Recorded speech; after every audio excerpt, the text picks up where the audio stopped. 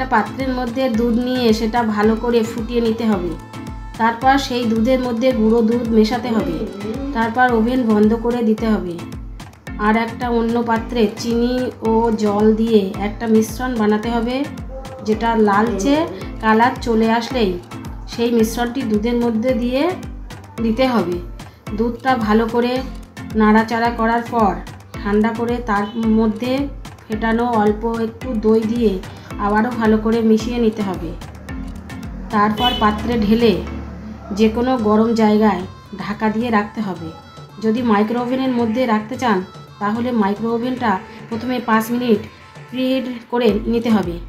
তারপরে micro ওভেনটি of করে দইয়ের বাটি দিয়ে দিতে হবে মাইক্রো ওভেনের মধ্যে। 4-5 ঘন্টা পর দই বের করে ফ্রিজে রেখে দিন।